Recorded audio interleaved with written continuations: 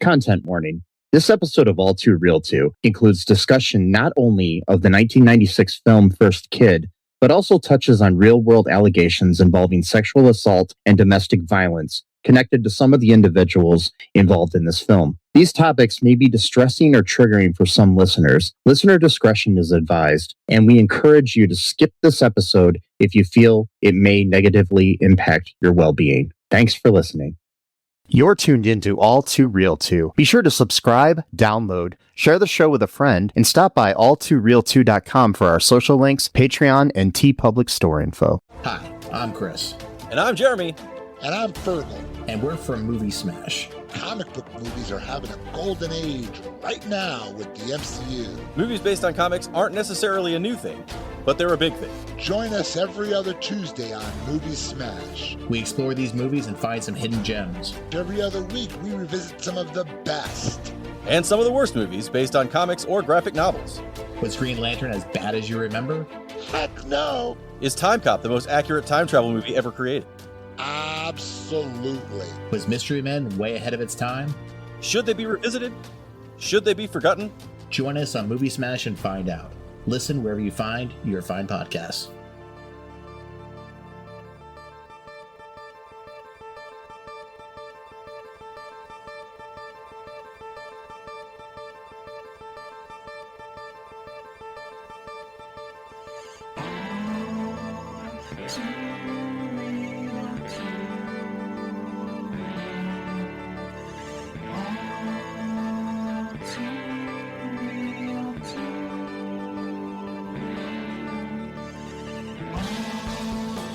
Okay, everybody, welcome to the latest episode of All2ReelToo.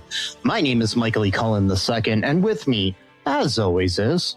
Sesame, he sleepwalked the dog in Carta. It's a nice short one. Thanks. I like that name. It's a good short one. Is it good? It's a short, yeah. Yeah, it's a good short one. So how you feeling about the world, man? You know, the way I'm feeling about the world is as if like, so an analogy would be me being overworked and underappreciated and just like watching some bratty teenager take really too long to eat breakfast on purpose just to piss me off and make us late to an appointment. That's kind of how I feel about the world right now. It's an interesting, metaphor or analogy or whatever that was. Yeah. Yes. I mean, it's a direct plot point to the movie we're going to review, but yeah. Oh, we're reviewing a movie? Yeah. You know that? When did we start doing that? About 8 years ago. Really, it's been that fucking long. I thought this was a podcast about crocheting. No. 8% of a century. So, Yeah. Wow. Yeah.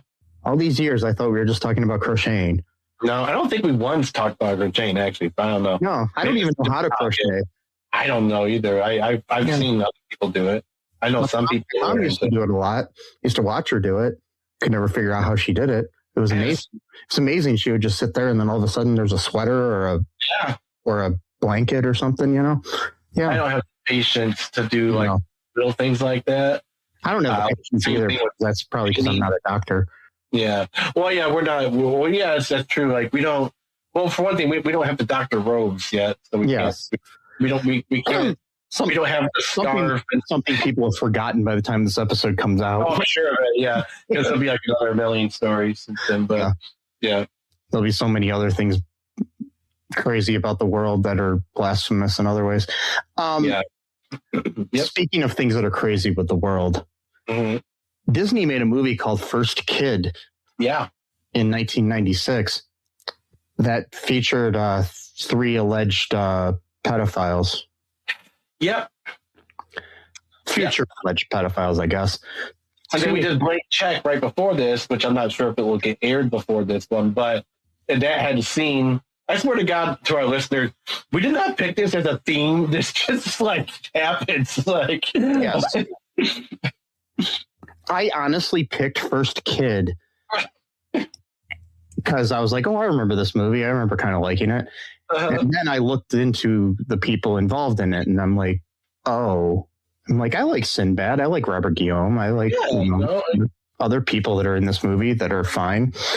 We also have somebody that has been convicted of domestic violence is in the movie too. So yeah, the fourth person. Just regular bad stuff, okay, guys? It's like, it's just regular violence. Just don't worry. It's not like the really bad The other stuff. people are just alleged because nobody's been convicted.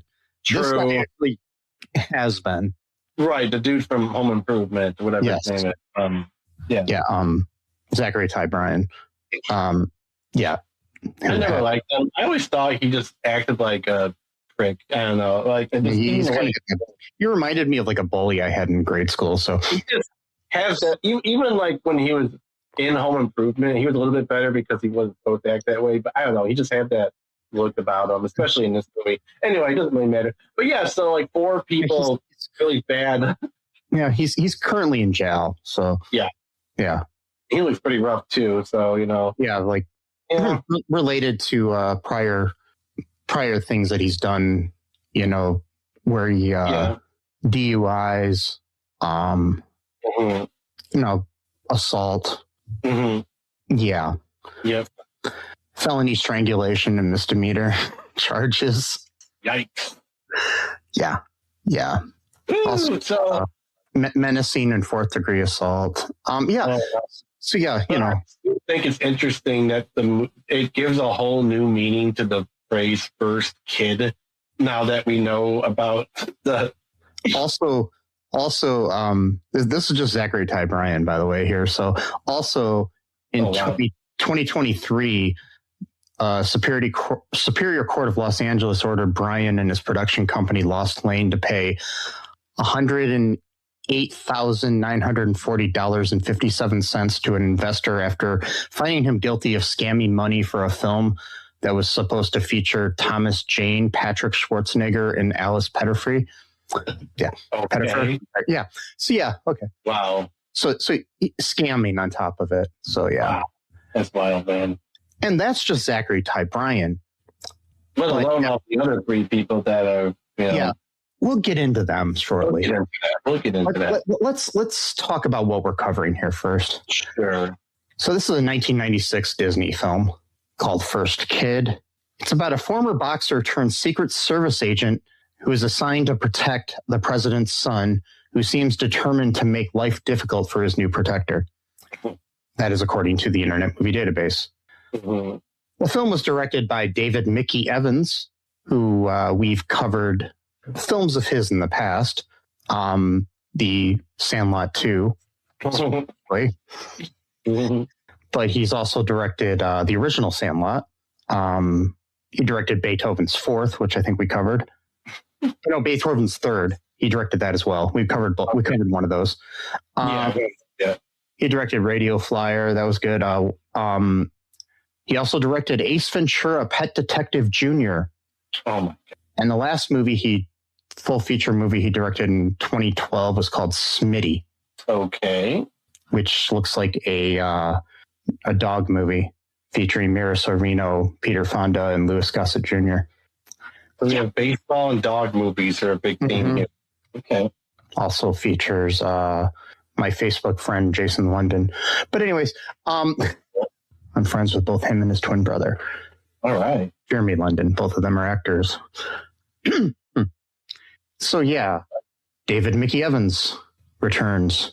We've got the movie was written by Tim Kelleher, who was a writer on 2.5 Men, Off Center, Living with Fran, Be Positive, In Living Color, The Arsenio Hall Show, Empty Nest, The Pat Sajak Show, and the TV movie The Garbage Picking, Field Goal Kicking Philadelphia Phenomenon, which is another Disney movie starring Tony Danza.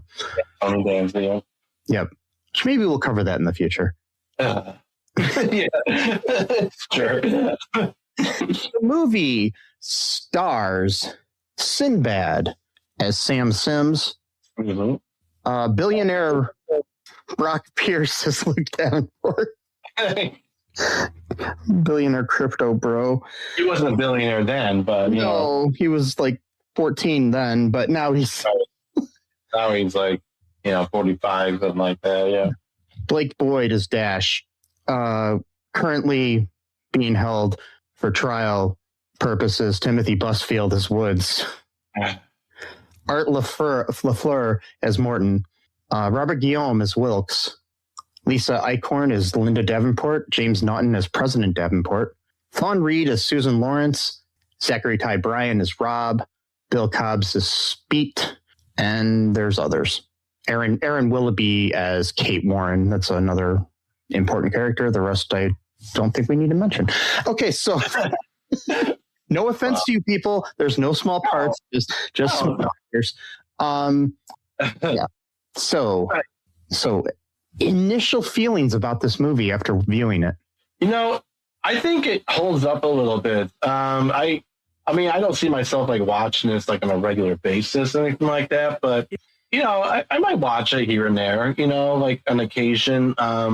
I remember my mom actually took me and my friend Dan, who used to live down the street when I was a kid, to go see it. And that was, it was really, I don't know, we liked that thing. Because there's another movie we watched before that, the year before, called House Guest with Phil Hartman. I love so, that. Like, we were really into Sinbad. We called ourselves sinners back then, or baddies. That was like our, the super fans of Sinbad. Sinners was our regional. Sinners, batters, baddies. Which is kind of ironic because Sinbad's father was a pastor, but we call ourselves sinners because we're a big fan of Sinbad. I don't know. I'm not sure if you've heard of that or not, but I don't know. Yeah. Check out.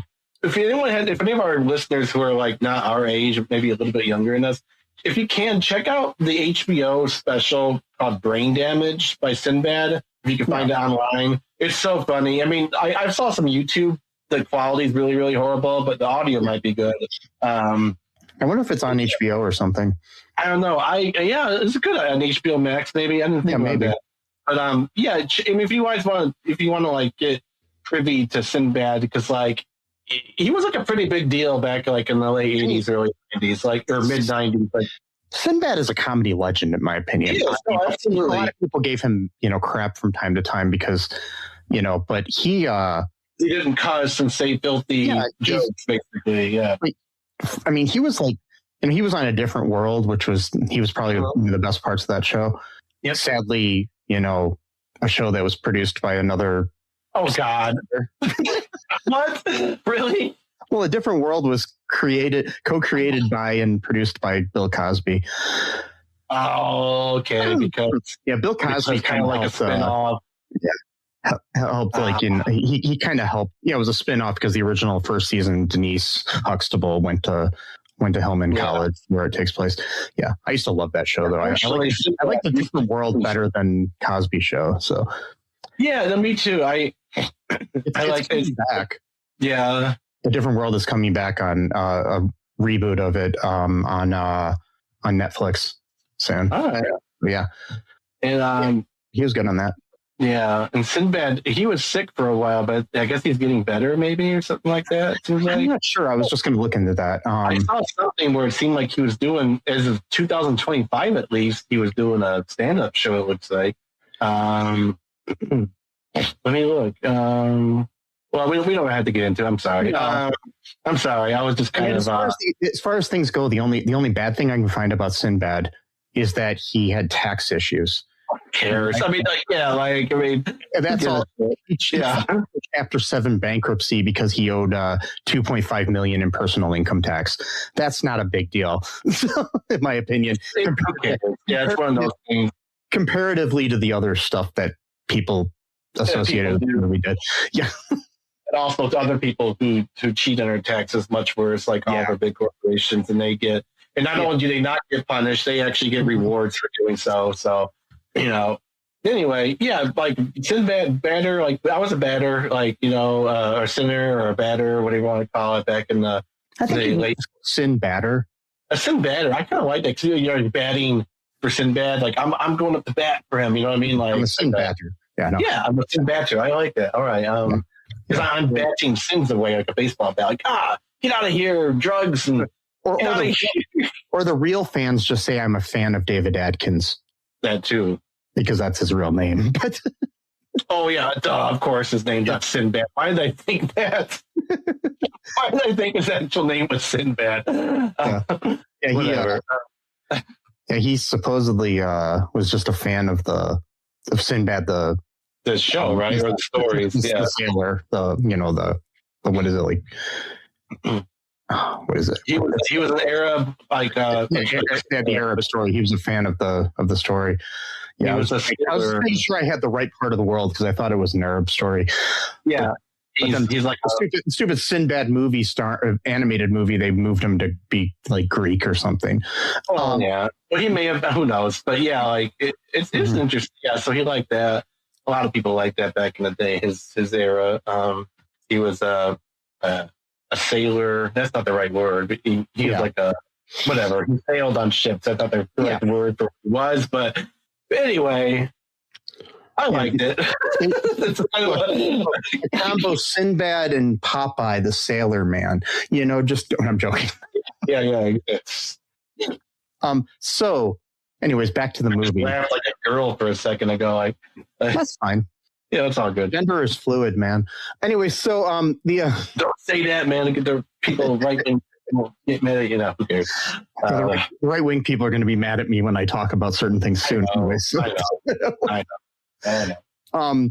So yeah, I remember watching this movie like when it came out, I think on video or something. I was, like in my late teens when it came out. So it wasn't really my demographic, but I did enjoy it because I like Sinbad. Mm-hmm. So I watched it and I thought it was passable as a movie. It's nothing offensive in it, except for the people. But yes. So yeah, and in all honesty, I picked this movie without realizing all the fucked up shit associated. Right. That's what I'm saying. It's not some weird theme we came up with Disney movies with really problematic people and themes. Because like with Blank Check, I don't think there was any bad people, but no, not that person. I mean, Brian Bonsall did get in trouble for domestic violence, but that's okay. Yeah. Oh man.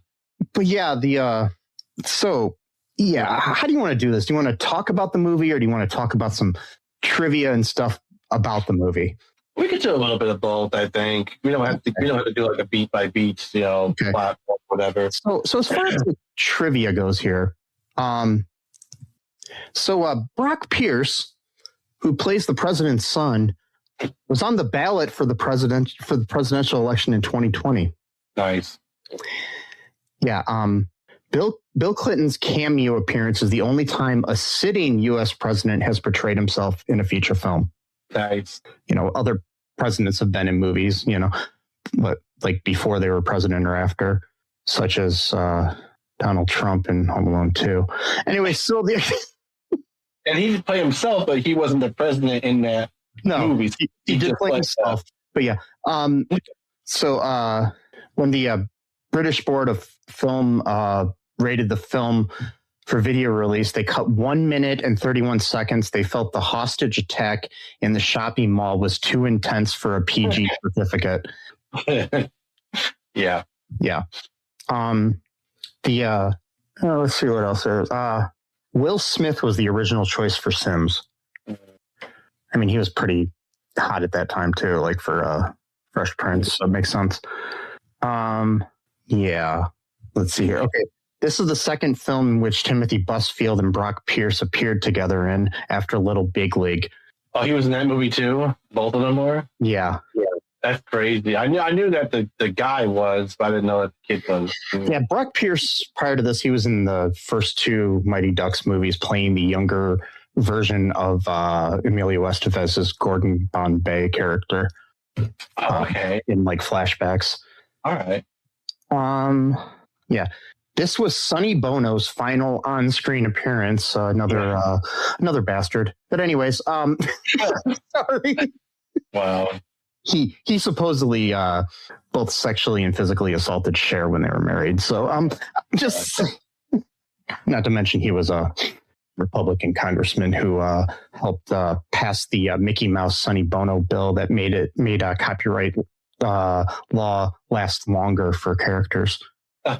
So, Wow. yeah, it's officially called the Mickey Mouse Sonny Bono Law because he wrote it. Wow. Oh my God. So, Wow. yeah. Yeah. I don't think there's much other trivia about the movie itself. But do you want to get into the nitty gritty about the people in this movie? Sure. I mean, like, We're not too deep. well, right. Which is interesting, though, because since we're talking about characters and stuff, so the what's the kid's name in the movie? Like, what's his character's name? Like, that's not Brock, but The character's name is Luke Davenport. so like, yeah. So Luke is like a bratty teenager because his parents don't pay attention to him because they're busy leading the free world or whatever. And so he doesn't get that because he's just a kid. So he's like always just messing around with the guy who's like his guard, and he's not having it. If anything, this movie can almost have like a really dark interpretation. This movie could also be interpreted as a working class man who was beset, not really working class, but a hardworking man who was beset with guarding the president's son and is constantly being gaslit and berated for doing his job. And then whenever the kid actually does something to get in trouble, he basically blames it on the guy, and then the mom just believes her kid because her son's the beautiful prince who never does anything wrong. Let's turn your caretaker into the whipping boy and just give him a few lashes there, And so he couldn't do it anymore. And so he shows the tiniest, little teensiest bit of physical discipline after he was being a complete asshole to his mom. And so he was actually, if you look at it, he was actually defending the woman's honor by forcing the kid. But in response to her honor being defended, she fires the guy. So he's like, okay, I can't do any right, apparently. I get blamed for stuff that I didn't do constantly. And then the one time I show a little bit of physical discipline, we're talking like, I remember, I thought he did something really horrible because I remember how he got fired. I thought maybe he pushed him, maybe he slapped him across the face. That's when I watched it. I'm like, oh, he literally just grabbed him by his scruff of the neck. I was like imagining horrible things that he may have done. Yeah. Like, okay. Like it's still child abuse. Yeah, I mean, okay, I guess, but like, it's like, I don't know. It's just like, but the thing is, it's like, okay, so then he gets fired immediately from that. He doesn't even get a reprimand. Yeah. He doesn't get a first strike, second strike. Apparently, we don't do baseball in here. There's no strikes, and so he's like, that's it. Because two of the people were in Little Big League. Yeah, exactly. So you're talking baseball in that movie, then 1 year later, and then or 2 years later, and so, or maybe 3 years later, and so. Okay, so what am I getting at here? So, but then he takes it way too far. So we find out over time, that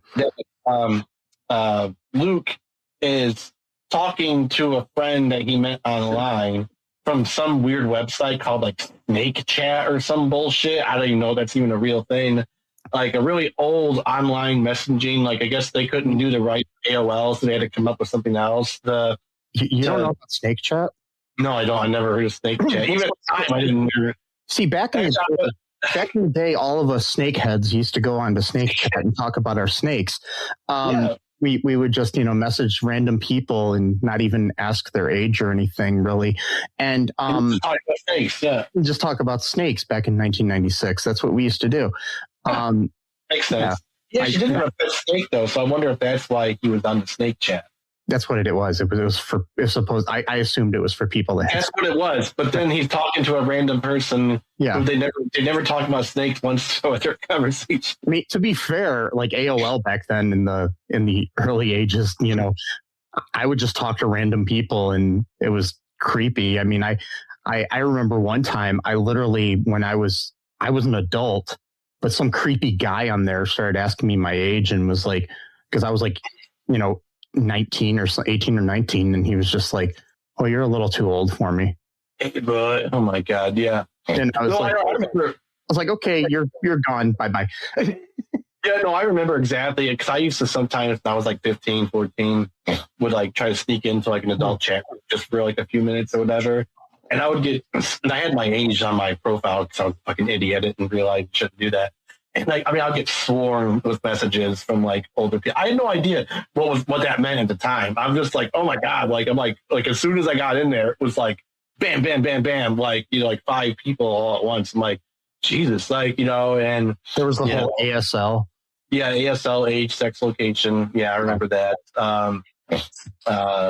Internet was really weird back then, still is, but I thought they were all asking me if I spoke American Sign Language. I didn't know what they were talking about. Yeah, they're like, I know I'm not learning, but yeah.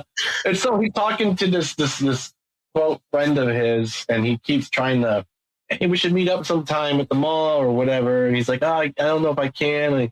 I can't really get out or whatever. And he's like, my dad works in the government. I'm like, oh my God, like you're going to sit there and tell the person that your dad's the president or some shit. And then Sims is like, you better not tell anyone. Like, I know, I'm not telling anyone about whatever.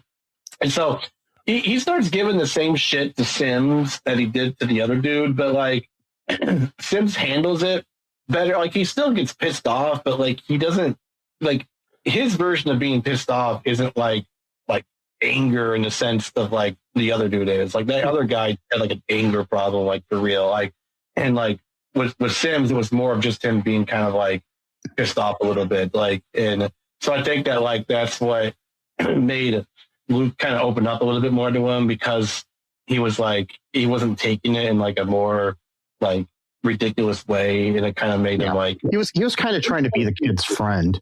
That's what it was. And so that kind of helped him.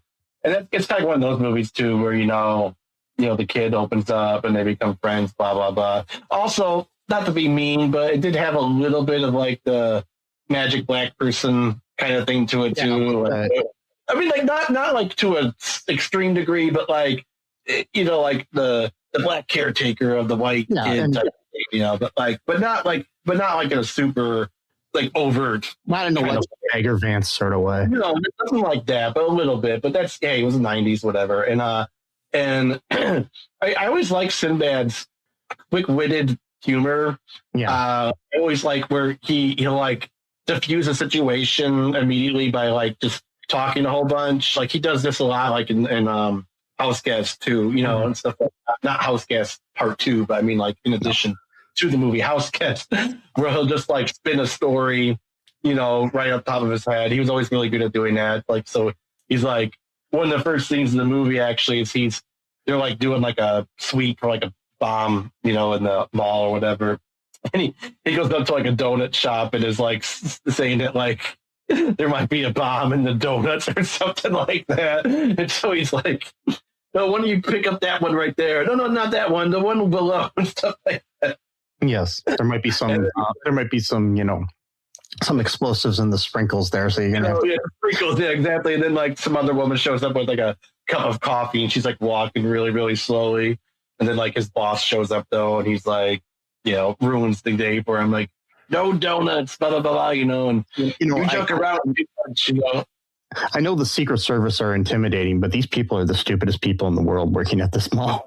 I know, exactly. I mean, this is back in the day, maybe. I don't know. I just saw your picture, by the way, of the doctors at the hospital with the robes. Good. I like that.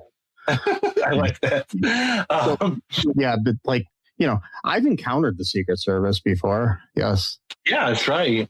Yeah, they had to put dogs and everything and search all of my film equipment when I went to film President Obama when he was running for re-election. So, yeah.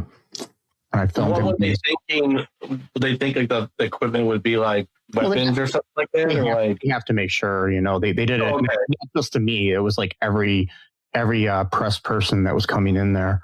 This is when I used to work for Star 105, a local radio station that has a different name now. But it was interesting being about 30 feet away from Obama. But in the Stroh Center at Bowling Green State University, which I went to the other night to see Rainn Wilson speak. That was really cool. But yeah, anyways, back to the movie. Yeah. The thing I've noticed from a lot of these kids movies that we cover, the parents are always like so neglectful to the kids. I know, it's crazy, man. Like they never have any kind of relationship with their kids really or care.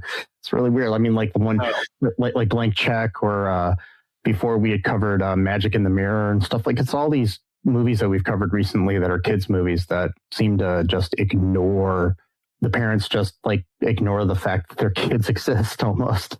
It's a very 90s theme. I wonder if something like that was going on in the culture of the 90s. I don't remember too much about. It's a good plot device. You know? It is. It was like very like common in the 90s. I mean, in the Disney animated movies, you just kill off one of the parents and make it, you know, right, make it super tragic. Usually the mother, but right, yeah. So yeah, and so he basically, you know, he starts becoming friends with him, and he has to go to school with him, and at the school he lets him get beat up by a kid. Hey, he wanted personal space. He got it, you know. Yeah, and so he gets beat up by Zachary Ty Bryan's character, and foreshadowing his real violence later on in life. Yes. Sorry, it's not funny, but no, it's not. There's a lot of foreshadowing in this movie. Yes. Yeah, he becomes. Oh my. Sorry, I know it's not funny, but later in life he becomes like a wife beater. Right. Now he's just like a peer beater, you know. Yeah, and then you know, Timothy Busfield's character is also allegedly, he's luring a kid online to the mall to basically kidnap him, who allegedly in real life has done some not so cool things to kids. Allegedly. Do you want to get into him really quick? A little bit, because like you said, though, that was the person that Luke was talking to online, by the way, guys. So he was talking to him, and I don't know how he even. That's the other thing. They never even explained how did he know that was Luke's screen name in the first place. Like that was like they didn't explain how that would even be. Maybe he just looked at the computer and figured it out, or maybe he's like good with computers. I don't know. Maybe that's it too. Yeah, it's right, because that one scene he's actually in his car, like typing away. Maybe he's got some weird thing where he could just like right outside of the White House. You can't do that anymore. Back in the day, you could walk up to the actual fence to the White House. I think you might even still be able to, but it's really? Yeah, it's still got guards and stuff. But because I've seen people there with pictures in front of the White House, like even recently. So yeah. But, I went to DC when I was a kid. I was like around 13, around the same age of Luke here. I've never been to DC. I've always wanted to go, but I don't want to go now. But no. It was like just a standard, like, you know, like it was for school. We didn't really get to do like a whole lot. We just saw like the government shit. Like we got to stand outside the White House. One of our classmates almost got us in trouble because he screamed really loud about loving Chelsea Clinton. I'm like, oh boy, we can't do that now. I'm like, God damn it, dude. And we did go to the Lincoln, like the place where Lincoln actually had died, I think, like his hospital bed or whatever it was. Oh.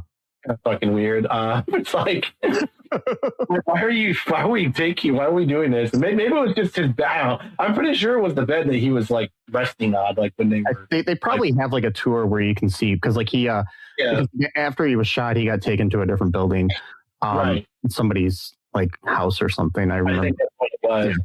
Yeah. Excuse me. And so it was all right. I mean, you know, it was okay. It wasn't it wasn't that great of a trip because for one thing, my grandmother had just died, and my parents were like, you know, just take the trip, like, you know, like you can go, you know, to the wake or whatever. You don't have to go to the actual funeral. Just, you know, you already planned this and stuff, and it's, you know, it's okay. So I'm like, all right, I guess I'll go then. And then, I don't want to be disrespectful, but they're like, you might as well go. It's okay. So, all right.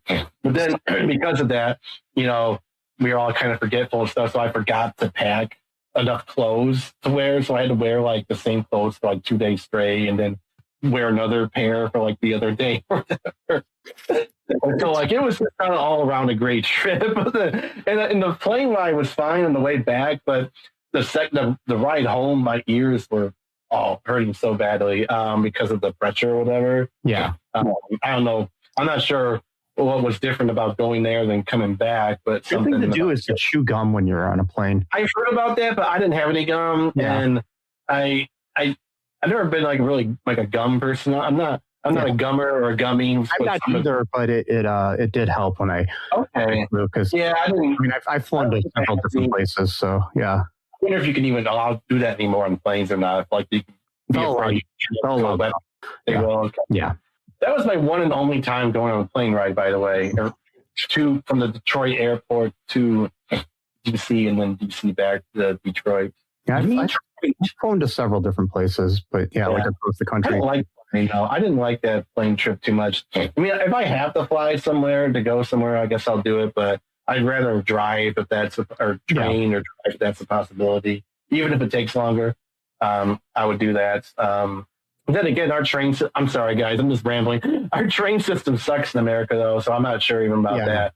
Like China, which apparently is the worst country in the world, according to one of my anarchist, I guess, socialist friends on Facebook, who apparently hates a socialist country more than he hates America. But that's a whole other weird. Okay, I don't know how you square that one away too much, but okay.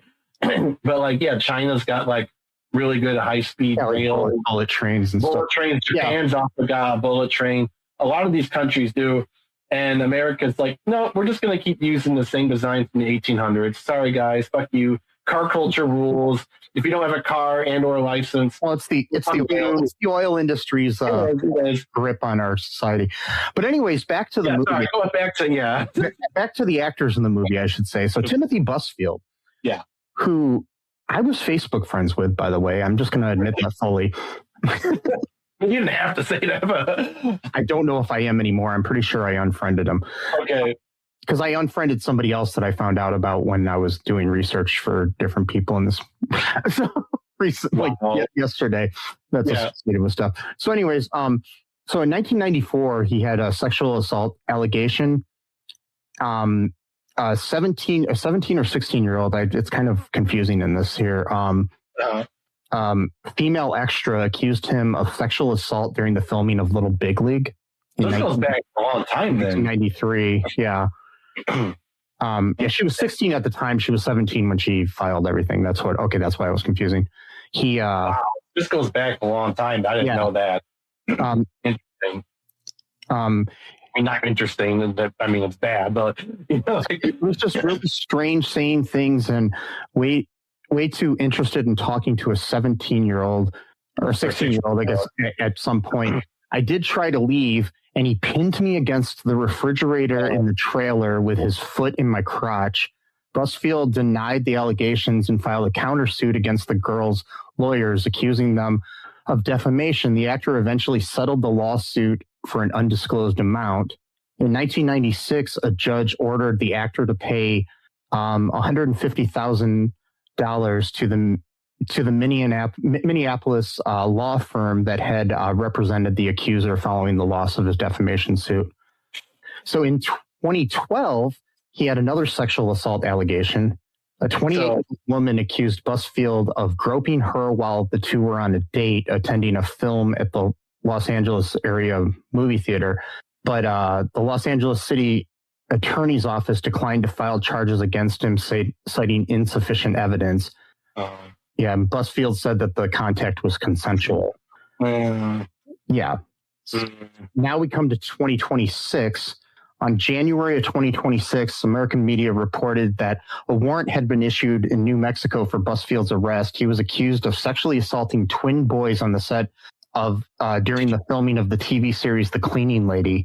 The boys' parents said the abuse occurred from November of 2022 to early 2024. Busfield faces 2 counts of sexual abuse involving a minor and 1 count of child abuse. An arrest warrant was issued by the Albuquerque Police Department.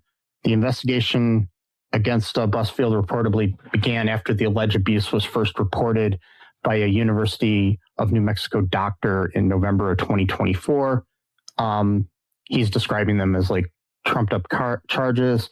After the news, the alleged sexual abuse came out, NBC decided not to broadcast a Law and Order Special Victims episode in which he plays a judge. He's also being edited out of a movie called You Deserve Each Other. Wow. Yeah. So then we have January. After the news of Busfield's abuse charges were made public, a man reported to law enforcement on January 14th, 2026, that years earlier Busfield had abused his then 16-year-old daughter, having kissed her and put his hands down her pants and touched her privates during an audition. In March of 2026, American actress Claudia Christian alleged Busfield sexually assaulted her while the two were filming Strays in 1991, at which point she was 26.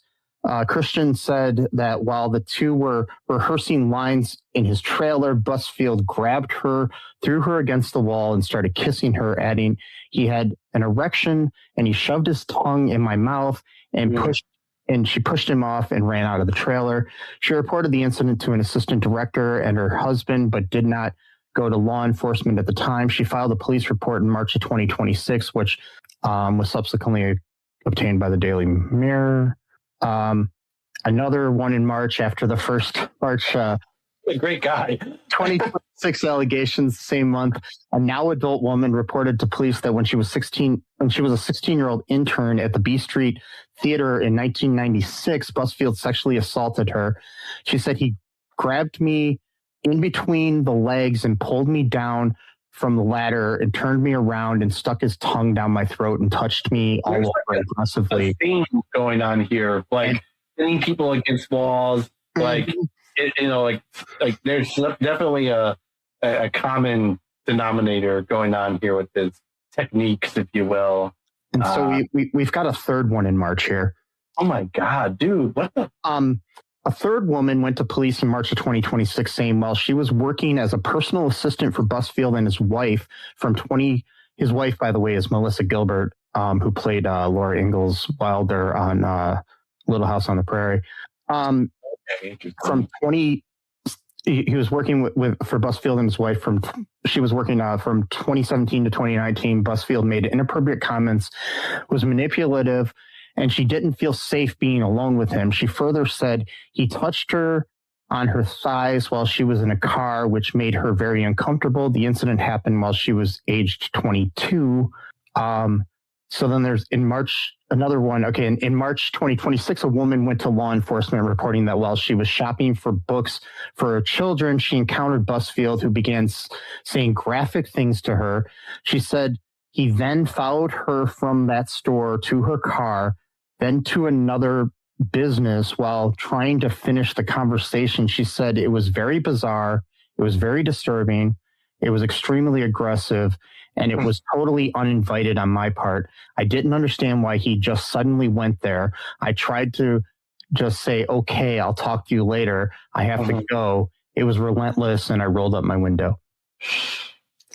That's wild, man. So that's all of the things with him. Yeah, that according to Wikipedia so far. Wow. So that's the character who was abusive and then tried to lure Luke Davenport to the mall.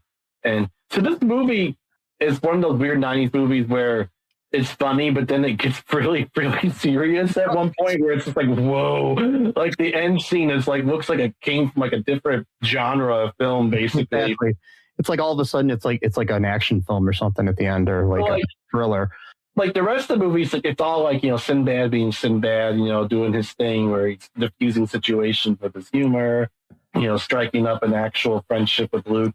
Luke literally has no friend. That's the other thing too about that shit. So these people ruin like genuine like friendships between like not really friendships, but like camaraderie between like adults. Like, cause like, it's like if you're like 16 or 14, whatever, and like you look up to like an adult or whatever, like it shouldn't automatically be like, ooh, that's creepy or whatever. But like these people make it like that. You know what I mean? Like, and it's like, so like you can't even have that kind of like relationship anymore. Like if you're a kid, you can't like, cause people are going to be like, oh, watch out for that person. Then but then the other person's going to be like, oh, well, what are you doing? You know, so it's like now that's ruined. Like, I remember when like Beverly Hills 90210 or Dawson's Creek and shows like that were out, and people were kind of critical, being like, man, those don't really look like teenagers per se, because they were, you know, actors in their early 20s or whatever playing teenagers.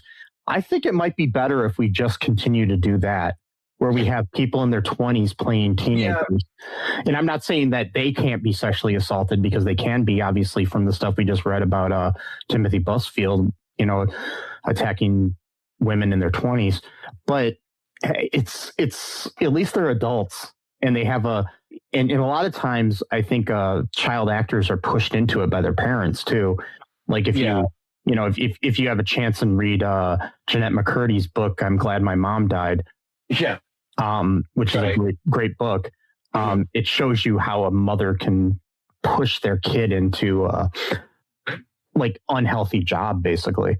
Right. Like I'm like a two minds to that though too, because like I do think if like someone really wants to be an actor, but at the same time it's like you gotta weigh the pros and cons though on this thing, where it's like the industry is so horrible when it comes to children acting. Like, so is it worth it to like let someone have like a leg up on their dream, but then at the same time they might be victimized by, you know, someone. And if a kid really wants to do that, and you have the right protection on a set, which is a lot better now than it used to be, right? Where you have advocates for the kid, like teachers on sets and different things like that, and parents sometimes, you know, if the parents, I mean, like, yeah.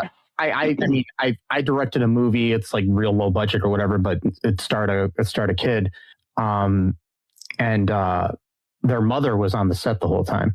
Yeah, and their mother's a friend of mine, so I was fine with it. You know, it's not like a big deal there. Right. Where I mean, I felt like they were protected and everything. So yeah, it's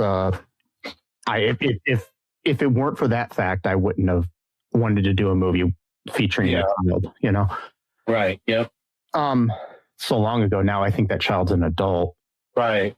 And yeah, but I won't go into anything else there. Anyway, so the So first kid, everyone. We just like spent the whole thing talking about the basic plot of this movie.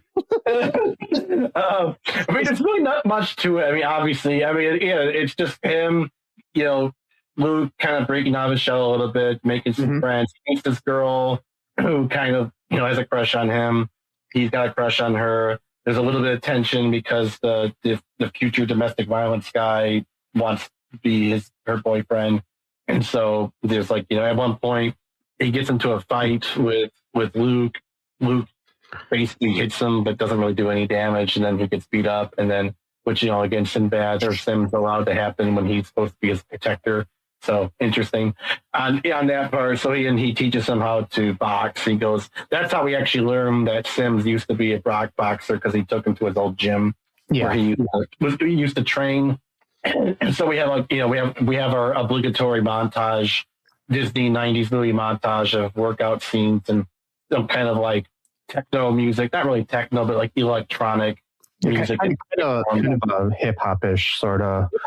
It was like the dance hip hop sort of electronic. The dance, like the Good Vibrations, that song, right? Is that the song they're playing? Which that's a really, I don't know the name of that song, but that was like a really big hit in the 90s. It was in so many movies.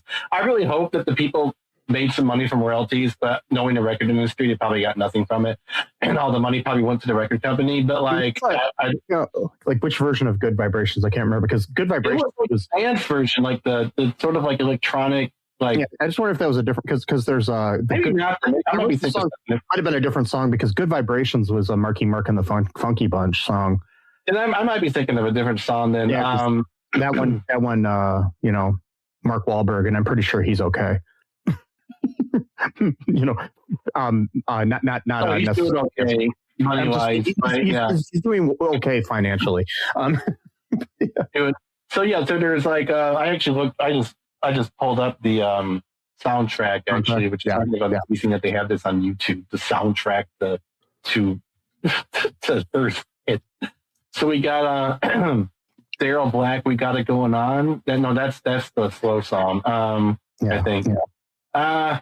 I don't know. Whatever. Not sure. The Power. That's what it was. I got the Power. I think is. Oh yeah. Was hold on.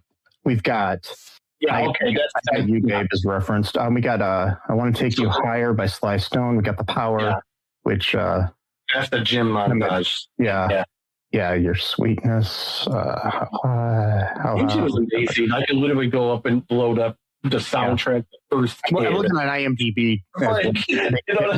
They have the list of the songs on IMDb as well. Yeah. Anyways, so yeah, I mean, there's like shit like that going on.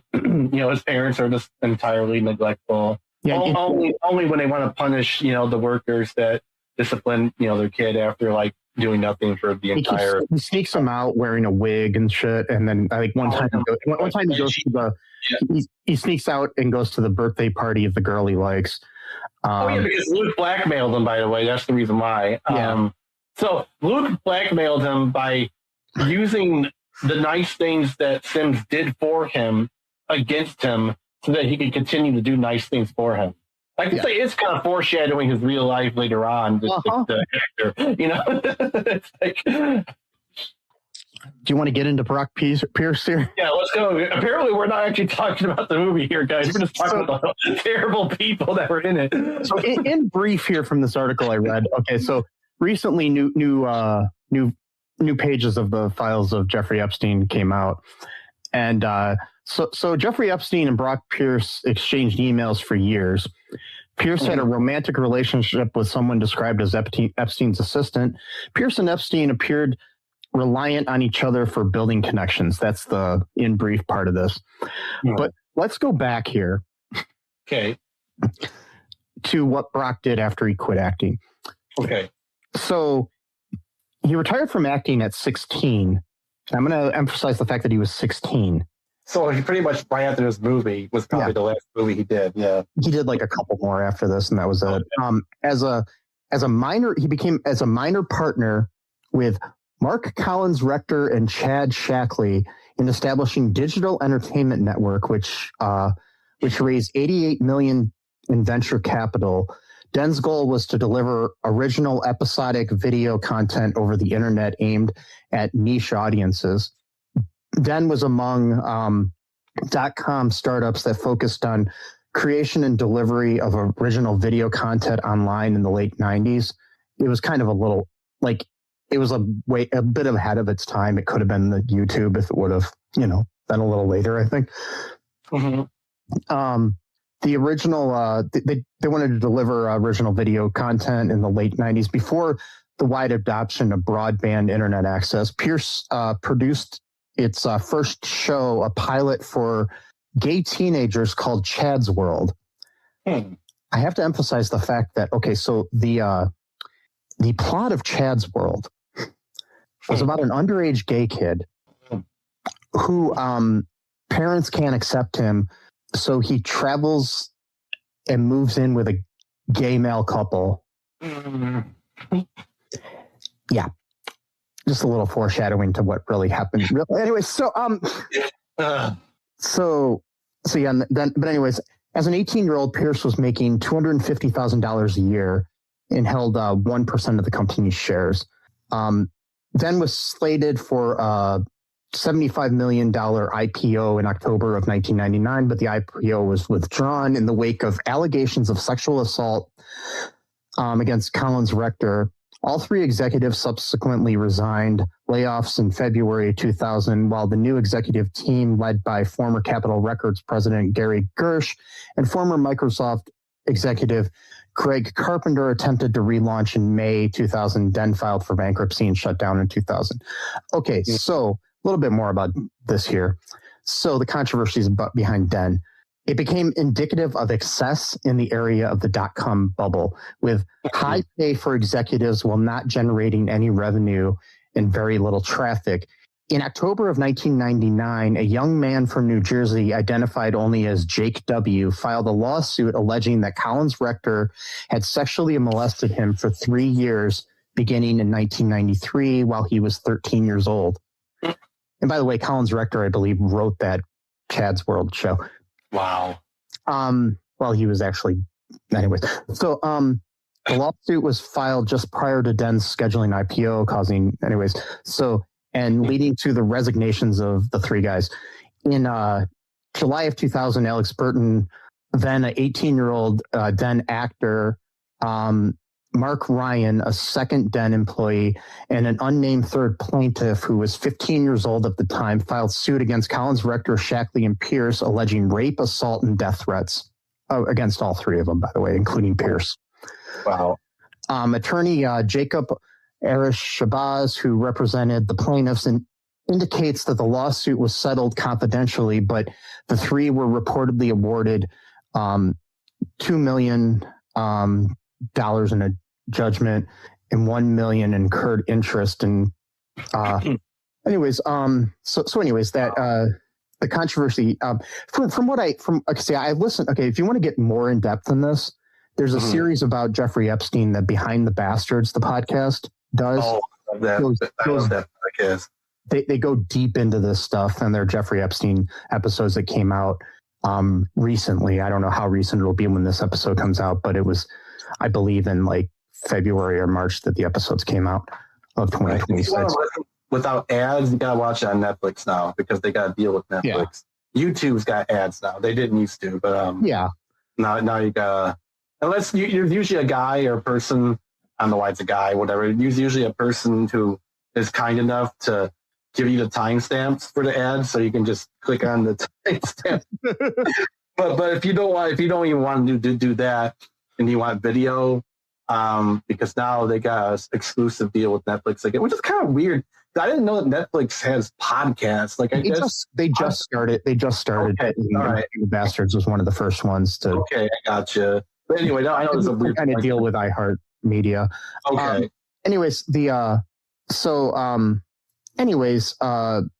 Also, if you want to learn more about Den, look up the movie An Open Secret. It's about the sexual abuse there. There's other people involved in things, such as Bryan Singer was involved with things in Den, different things like that. Also, let's see here. There was also Gary, other people too. Let me see here. Gary Goddard was part of it. He directed the Masters of the Universe movie that came out a long time ago, and he was my Facebook friend until recently. I'm just going to let people know that out front until I found out he was. Do that. I mean, I know. I'm just letting people be completely aware that he friended me years ago on Facebook.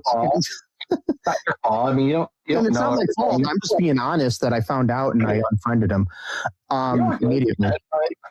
But anyways, Brock went on to so he got into like internet gaming entertainment. He started, which was a company that pioneered currency selling in games. Basically, what they would do is they would do this thing where they would gold mine in games. Right. Okay. Where they would basically then sell things like, this is before microtransactions in video games. And I hate those. Good.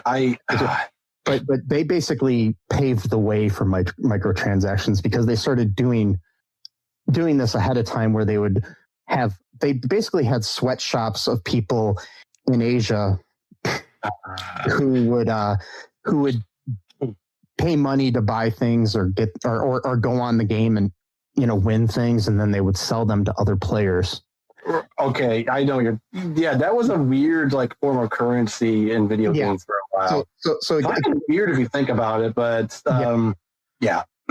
And so basically at the time he IGE accounted for about 50% of the online market in the US for this thing. Mm-hmm. Which was about 500 million in annual volume. Right. So he needed some help in this area. And so at 14, Pierce said that what he wanted to do was get out of acting and become a film producer, which is the first sign that your kid's messed up. Anyway, so wait, why? I'm just saying, if you're 14 and you want to be a film producer in Hollywood, producer, sorry, not direct. Okay, yeah, you're right. Yeah, it's usually that's what people will settle on later on. Exactly. That's not like your beginning role. Go into it as a producer. Yeah. Not when you're 14. Like when somebody's 14, you're like, oh, I want to be an astronaut or I want to be an actor. And he was already an actor, and his idea was, I want to be a film producer. Right, like there was this guy who, sorry, excuse me, where he had you probably know more about it than I do, the film stuff, but there was this dude who he went into Hollywood because he wanted to do acting or maybe directing or whatever, and to make money though, he ended up starting like a business, like a deli or something like that, and then the deli or restaurant, whatever, became so huge. And then, he basically made all his money because like all the people would go to like even like the stars or other, people. And so it's like, but like the thing is though, like his goal wasn't, oh, I'm going to set up a deli or a restaurant and then have all the celebrities come eat here. Like, you know what I mean? That wasn't like the intention. You know what I mean? Like, that's just what happened. Like, you get what I'm trying to say, right? Like, yeah. What's that? You get what I'm trying to say, right? Like, yeah. All right, cool. It's never your goal necessarily, but Pierce needed, like somebody to come in and kind of handle things, like basically put an adult in the room because he was only in his 20s. And so he brought in former film and TV producer Steve Bannon. Okay. All right, here we go. Yeah. To seek a venture capital deal. Anyways, basically either he was pushed out by Bannon as the president of the company, or he says he agreed to do it. Like basically Bannon took over, and then things led to Bannon eventually leading the way to Gamergate. But anyways, good old Gamergate. Yeah. So basically Steve Bannon through his association with Pierce and this internet gaming entertainment realized that he could basically take these people. He turned the company into like an online board, like a message board thing for people. And he realized that these people were so mad at internet gaming entertainment because things didn't work out when it came to the whole gold mining thing on there. So he realized how angry these, white kids living in their houses could be, and how he could like basically, create an army based on that. So it's like Ben Folds on the Suburbs or whatever it's called. Like man, like you don't know what it's like being white and middle class, whatever. Yeah. Like, but he basically, it ended up leading to the modern, crypto bro and shit like that. So anyways, he ends up going into he has like another company called Titan Gaming Placino, which is like a casino gaming sort of thing. Eventually he gets into Bitcoin and cryptocurrency. I'm kind of like speed running this here now, but he in the early 2000s, Pierce assisted Jeffrey Epstein to invest in various companies, and by the early 2010s, this was after Epstein was convicted of sex with a minor. A lot of people became friends with them after this part two. Like it wasn't like, oh no, I didn't know, and then like no, like it was like public knowledge at that point. Like he basically got Jeffrey interested in the whole Bitcoin shit. I'm kind of, like I've said, I'm speed running this. But he ended up he made tons of money. He started the company Tether. Oh, okay. Which is like a big crypto thing, like supposedly a stable coin or whatever. I don't know any of this shit, but it's one of those stable coin. It supposedly has money backing it up, like 50% of it is an actual. Like, got like the token. Yeah. But anyways, there are many emails if you look into the Epstein files between the two of them about Brock finding girls for Jeffrey. They're always referred to as girls, but I guess you could always technically say that that's what we're calling women. Yeah. So I'm just saying that's probably how he's going to get away with all this shit.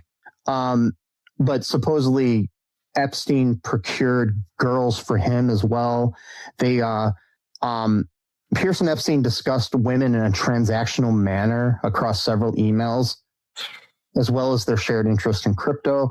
In 2012, for example, Pierce was instructed by Epstein to take photos while traveling in Moscow, Kiev, and Odessa to find the financier present that year. That's the big red flag right there. For some reason, a lot of the human sex trafficking is from Russia and Ukraine. I don't know if it's just happenstance. It just happened. Well, a lot of it there for some reason, but a lot of the times is that they'll like promise them a better life in the United States. True, but Ukraine was a decent economy as far as I know and stuff. And well, so even if you're living in a country that's comparable to the United States, at the time, the United States was like, you see it on TV and it's supposed to be this magical place sort of thing. Right. Which it isn't. But no. So anyways, that year, Pierce also thanked Epstein for a great time with the girls. So basically, he told him that he would basically provided him with some girls, and then said, said they're great time, and then he said something like, I had a great time with the girls. I hope they did too. They also he kept referring to Pierce's girlfriend that I think he introduced him to as his little girlfriend, but there's no word on who she is or all this other stuff. But there's so many good articles and stuff about this. If you look into there's an article in Decrypt by Andrei Bagansky that goes deep into this. So yeah, look that up, folks, if you want to learn more. But anyways, needless to say, he's allegedly not a good guy. So yeah, anyways, back to the movie. Yeah, the movie of truth. Yes. So sorry, folks, if this is a little weird episode here. Just letting you know, but we get into deep things here sometimes on the show. Because the movie is pretty straightforward, so we usually kind of bounce around a lot, but this movie's very linear. So yeah, this movie is basically, a little plot. Like, it's actually a good movie because it actually does have a narrative to it. A lot of the movies we watch are so badly done. Of the movies we've watched recently, this is one of the better movies. Right. So it's actually easier to talk about the bad movies than the halfway ones because it's actually like linear and actually has a narrative to it. So hopefully we didn't get too into the weeds here, people, but I needed to talk about those things just because they're obvious. Because there's so many people in the movie that are like important characters in the movie, like especially with Luke, and then the other dude, which she wasn't in the movie a whole lot, but he was still like a major character for it. And it's just very weird that there's a movie with that many people that have had so many legal problems. I mean, it's not really unheard of, I guess, in Hollywood, but it's just so weird. Yeah, but like. Not to mention President Clinton of it all, too. But yeah, that's probably because Bill Clinton does a cameo of himself. Yeah. And obviously he's, connected to the Epstein stuff or whatever. By the way, you notice how like Mike and I, we don't like rush to defend like liberal or progressive politicians whenever they're accused of something. We're just like, oh yeah, that sucks. We're kind of conservatives like Bill Clinton. But anyway, so we're not like, oh no, we must rush to defend and say that they're like the return of Jesus Christ or whatever, anything like that. So it's a little bit different. But there's a few things I did want to talk about, like that were kind of funny, like where Sinbad is dressed up as the soda cup at the skating rink for girl's birthday party. I forgot her name. He gets pushed around and stuff too by the bullies, which is funny there. Yeah, the girl's name is Katie. That's right, Katie. Yeah. Which is actually kind of good because Luke was like worried that like the bully was going to get the girl or whatever. So he's like, please God, give me a sign. Then that's when they threw Sims ruined her birthday cake. And so she was mad at whatever his name was because of that. That Rob is the bully. Rob, yeah. So that was like his sign from God, I guess. Because like being the president's son is so horrible that you need extra good shit happening to you. So then again, it wasn't really that good of a life for him. But so that was kind of funny.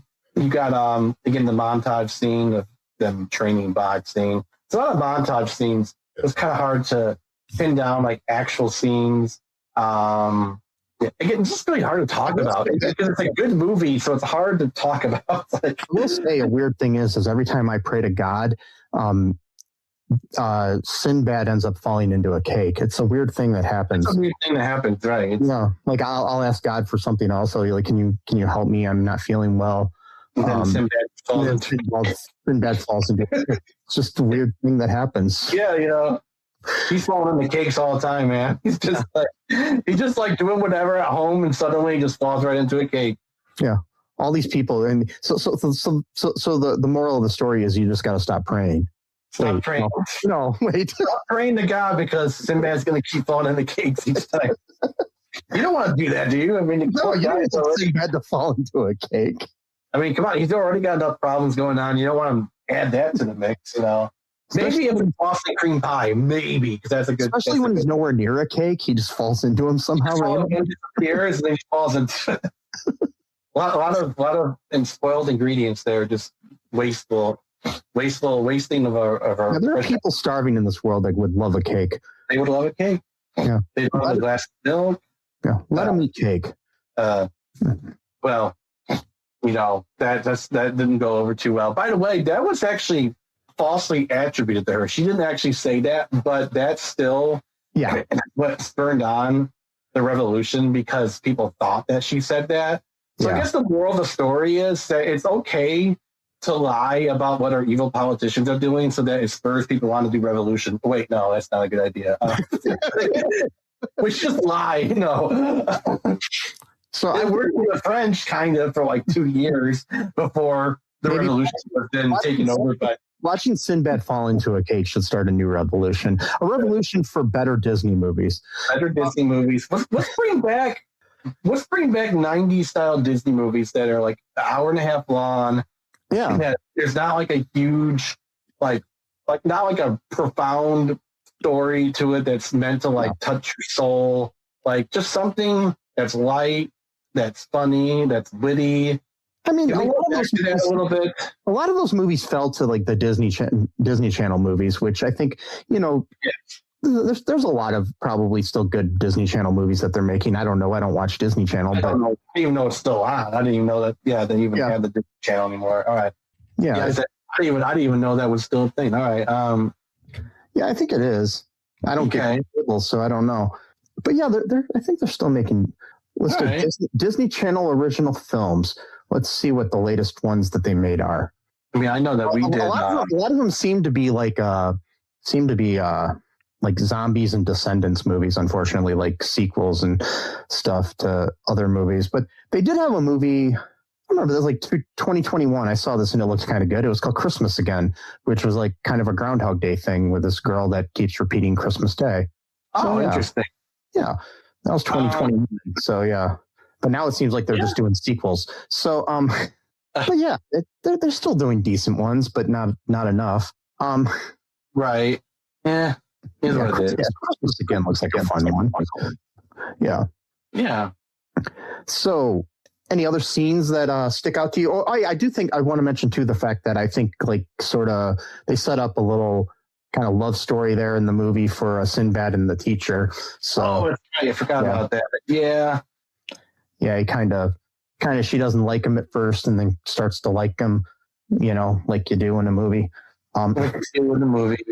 Because he calls her class boring because it's science.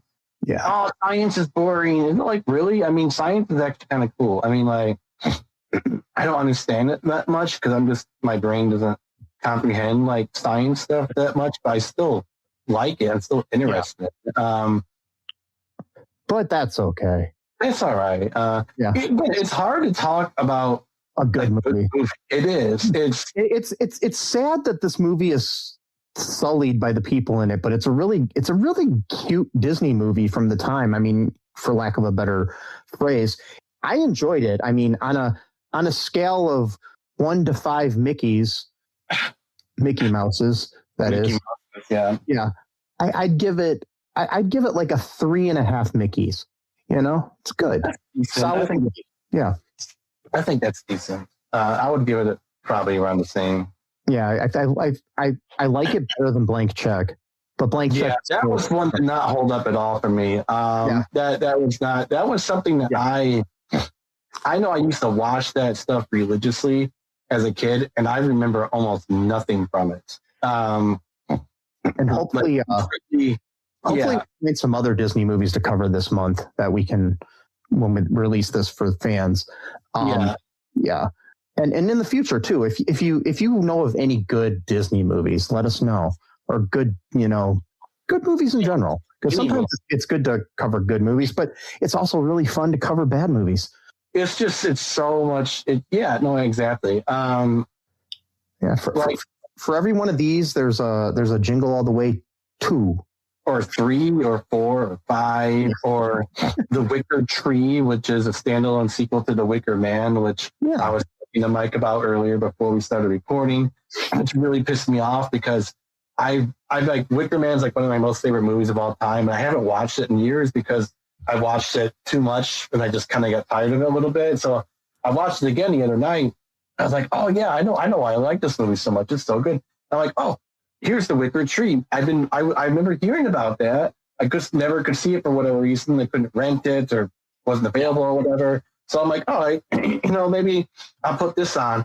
And I'm like, oh, this is actually quite horrible in every like every step of the way. This movie, they made every wrong decision. Like even from the get-go, where the woman's supposed to be like a really famous singer, they couldn't find an actress who actually knew how to sing. I'm like, why couldn't you either A, find an actress who's also good at singing, which is possible, or have the bad singing actress, no offense, but she wasn't that good, especially for what she was supposed to be in the movie. Now, if she was an amateur musician, that would be one thing. Lip sync, you could have a lip sync somebody else singing. That's what I'm saying. You could do that. And actually, at one point, they did do that, because at one point, it sounds like she's singing like opera, like really, really good. But then, so that must have been lip syncing on that part. But then they go back to her thinking something like, all right, so obviously you found a way anyway, whatever. Well, anyways, in October, maybe we'll cover that. We might do The Wicker Tree. I don't know. But let us know if you want us to cover that. There you go. You can contact us. Go to our website, all2reeltoo.com. There's a way to contact us there, or at mike@cullenpark.com. And let us know.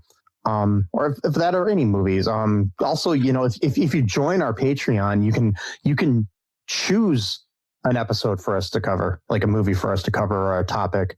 Mm-hmm. Yeah. So if you want to hear us talk about some really bad movie or your favorite movie or TV episode that you really like, whatever it is, just let us know. Mm-hmm. TV episode you really hate, let us know. We'll even sit through an episode of Big Bang Theory if we have to. Yeah. Just let us know. We'll do it. Join the Patreon. Folks, if you want to punish us, you can find the worst thing ever and make us watch it. And also, if you give us a 5-star review wherever you're listening to this, that's a good way to help support the show. Go to all of our social media, follow us, all that good stuff. Share the show with your friends. Go to our TeePublic, buy some merch. Mm-hmm. Yeah, we've got a new shirt that I added recently in honor of the movie Sidekicks. Mm-hmm. It's a Frying Dragon Dojo shirt. You can get yourself one of those if you want. Maybe we'll add something First Kid related. Maybe not. Probably not. But just go ahead and check it. We're adding new things all the time. Mm-hmm. But anyways, just remember, crypto bros suck. Yep. Free Palestine. Trans lives are human lives. No human is illegal. Fuck ICE. Just remember that I love you. Don't do anything stupid. Mm-mm. Just be different. Be yourself. Yeah. And remember that Sesame loves you. I do. And until next time. Bye-bye. Thanks for listening to All2ReelToo podcast, a Cullen Park production. Produced and edited by Michael E. Cullen II. Music by Matthew Hawes. Subscribe and share the show. Visit us at cullenpark.com.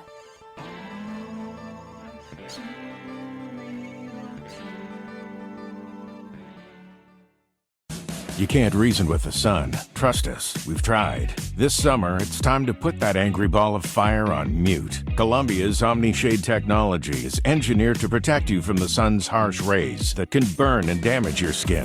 The sun is relentless, but so is our gear. Level up your summer at Columbia.com to spend more time outside and less time slathering on aloe lotion. You're welcome. Columbia, engineered for whatever.